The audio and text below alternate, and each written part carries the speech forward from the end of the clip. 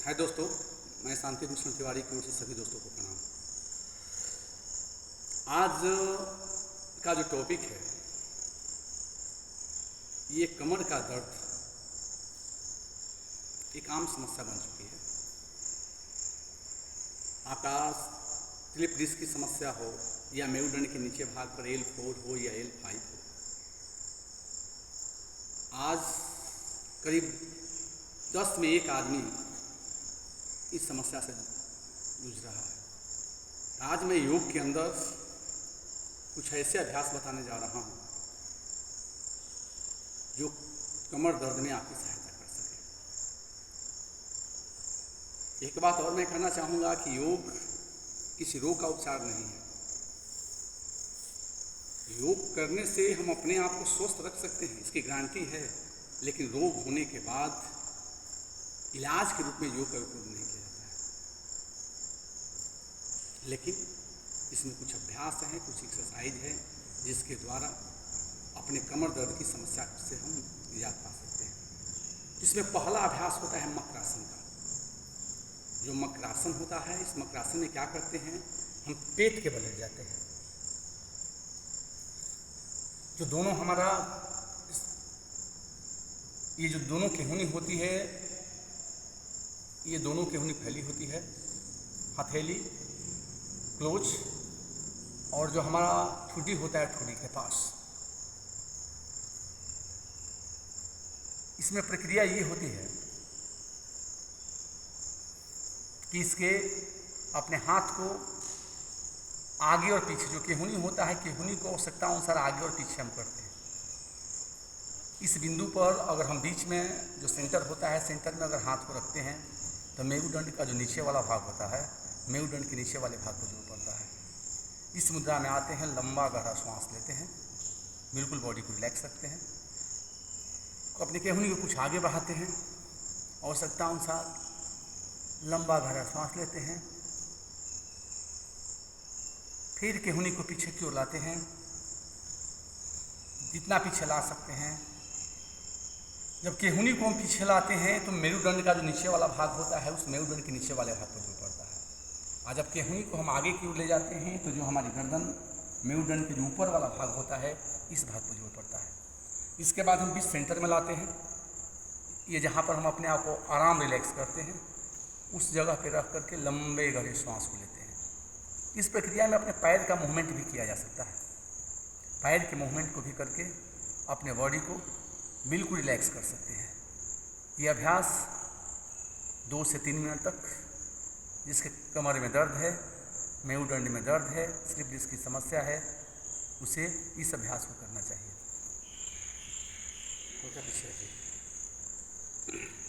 अगला अभ्यास होता है भुजंगासन का। भुजंगासन के अभ्यास में होता है कि जो हमारी हथेली होती है, ये हथेली जो हमारे चेस्ट के बिल्कुल नीचे, इसमें लंबा गहरा सांस लेते हुए अब इसमें ध्यान देने वाली बातें होती है कि नाभि के नीचे वाला भाग कोशिश करें कि जमीन को स्पर्श करें, और जितना आप पीछे की ओर अपने बॉडी को ले जा सकते हैं उसको ले जाने की कोशिश करें। श्वास छोड़ते हुए डाउन, लंबा श्वास लेते हुए अप,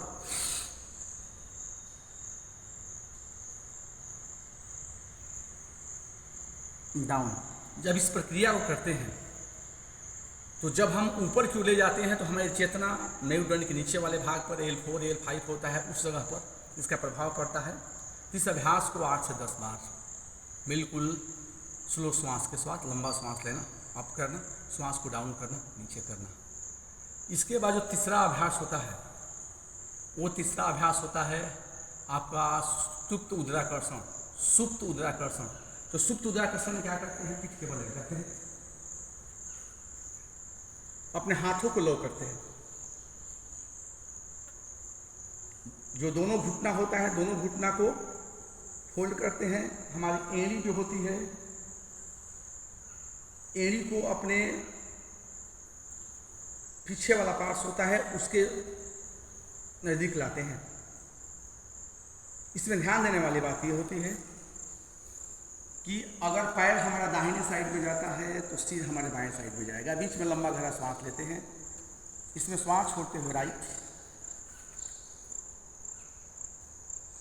बीच में श्वास लेते हुए श्वास छोड़ते हुए लेफ्ट। कोशिश करें कि दोनों पैर एक साथ रहे, दोनों घुटने एक साथ रहे, वो जमीन को स्पर्श करे, हाथ की दोनों की उंगली उठ ना पाए, आपकी गर्दन जो है बिल्कुल अपोजिट साइड में। तो इसमें प्रक्रिया होती है कि जो कमर वाला भाग होता है, कमर वाले भाग को बिल्कुल नहीं छोड़ दिया जाता है। इसमें श्वास लेना, जो पैर होता है वो राइट, जो गर्दन होती है लेफ्ट, दोनों के हुनी होता है वो जमीन के समानांतर 180 डिग्री एंगल, हाथ बिल्कुल लग। एक इसमें अगला अभ्यास होता है, वो आपका अभ्यास होता है कंधरासन का। इसमें भी क्या करते हैं कंधरासन में कि जमीन के बल लेटते हैं, दोनों हथेलियों से हाथ का पंजा होता है, हाथ के पंजा से एड़ी को पकड़ लेते हैं और लंबा गहरा सांस लेते हुए पीठ वाले पार्ट्स को ऊपर की ओर अप करते हैं। अप, इसमें श्वास को होल्ड रखते हैं, श्वास छोड़ते हुए डाउन, अप, डाउन, अप, श्वास छोड़ते हुए डाउन, अप, श्वास छोड़ते हुए डाउन। इस अभ्यास को 8 से 10 बार इस अभ्यास को किया जा सकता है। एक अभ्यास है महत्वपूर्ण अभ्यास जिसका नाम है शलभासन। इसमें अर्ध शलभासन भी होता है, पूर्ण शलभासन भी होता है। तो शलभासन में क्या करते हैं कि हम पेट के बल लेटते हैं।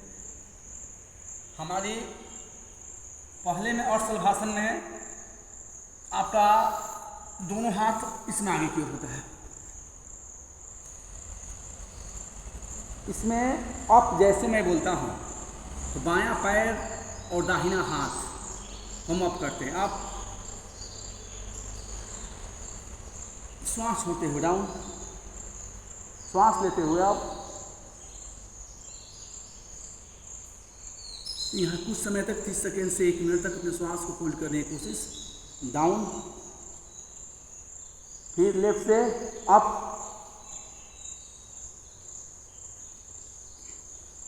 या आपको अगर आराम मिलता है तो आप अपने हथेली को, पंजा है, पंजा को दोनों थाई के नीचे रख सकते हैं, ठुड्डी को आगे की ओर जमीन पे, और एक एक पैर को उठाते हैं, लेफ्ट जितना हो सकता है अप करते हैं, डाउन, अप, श्वास लेते हुए पैर को उठाना, इसको डाउन करना।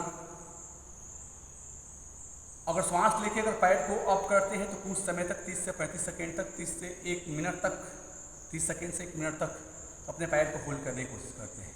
ये भी अभ्यास 8 से 10 बार तक करते हैं। एक होता है पूर्ण शलभासन का अभ्यास। तो पूर्ण शलभासन के अभ्यास में दोनों पैरों को लंबा गहरा सांस लेते हुए एक साथ, हथेली जो होती है हमारे थाई के नीचे, जमीन की रोक, ठुड्डी जो होता है आगे, ठुड्डी पर हल्का जोर लगाते हैं। इस पे इसको एक देखा जाए, इसमें लंबा गहरा सांस लेते हुए आप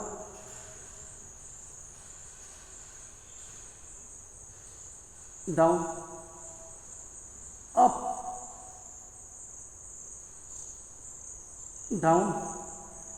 तो ये 5 अभ्यास के द्वारा जो कमर दर्द है, कमर दर्द की समस्या से निजात पाया जा सकता है। अगर रेगुलर हम अभ्यासी बनते हैं, खाली पेट सुबह या शाम में इस अभ्यास को अगर हम करते हैं, अपने ब्रीथिंग सिस्टम को ऐड करके, अपने श्वसन क्रिया के द्वारा कहाँ पर श्वास लेना है, कहाँ पर श्वास छोड़ना है, तो कमर दर्द से निजात हम पा सकते हैं, अपने बॉडी को रिलैक्स दे सकते हैं। हरि ओम तत्सत, हरि ओम तत्सत।